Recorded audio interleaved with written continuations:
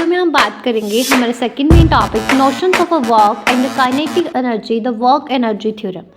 तो इसमें mainly work जो है रेफर करता है कि कैसे एनर्जी जो है ट्रांसफ़र होती है जब फोर्स जो किसी बॉडी के ऊपर लगती है उसकी वजह से डिस्प्लेसमेंट होती है, और जबकि काइनेटिक एनर्जी क्या होती है, ऑब्जेक्ट जो प्रोसेस करता है ड्यू टू इट्स मोशन। तो वर्क एनर्जी थ्योरम का मतलब है कि नेट वर्क डन जो है ऑब्जेक्ट के ऊपर लगता है जो वो इक्वल होता है to the change in the kinetic energy. मतलब कि टोटल एनर्जी जो ट्रांसफर होती है, जो फोर्सेज ऑब्जेक्ट के ऊपर लगती है उनकी वजह से वो रिफ्लेक्टेड होती है in the change of its momentum speed.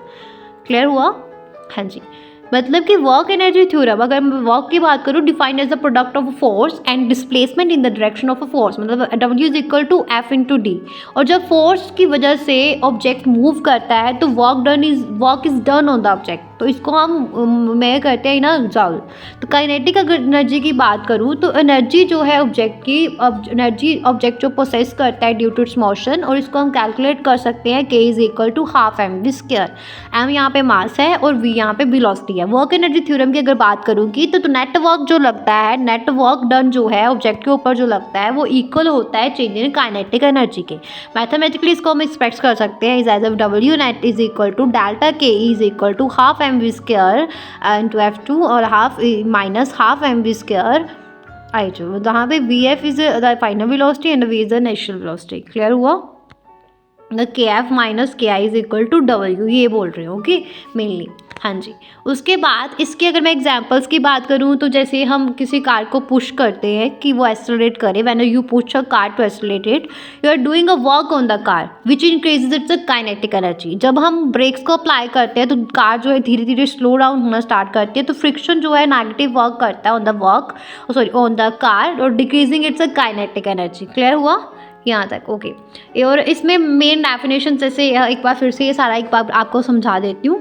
जैसे हमारे पास हमने पढ़ा था डिक्लीनियर मोशन जो है कांस्टेंट एक्सेलरेशन के अंदर, तो जो हमारे पास आता था A एक्सेलरेशन आ जाती थी v square minus u square is equal to 2s। तो u यहाँ पे इनिशियल वेलोसिटी थी और v जो है फाइनल वेलोसिटी थी, और s जो था वहाँ पे डिस्टेंस जो ट्रैवल किया गया था। और जब हम इन दोनों को, ये जो इक्वेशन है इसकी दोनों साइड को हम मल्टीप्लाई करते हैं m/2 से, तो क्या आता है half mv square minus half mu square is equal to mas, हम mas भी लिख सकते हैं, और इज इक्वल टू fs। मतलब कि ये क्या हुआ, Newton second law where the last step follows from Newton second law. हम क्या जनरलाइज करते हैं तीन डायमेंशंस को by employing vectors v square minus u square is equals to 2a point d। मतलब a यहाँ पे क्या एक्सेलरेशन है, d डिस्प्लेसमेंट है वेक्टर्स ऑफ द ऑब्जेक्ट की।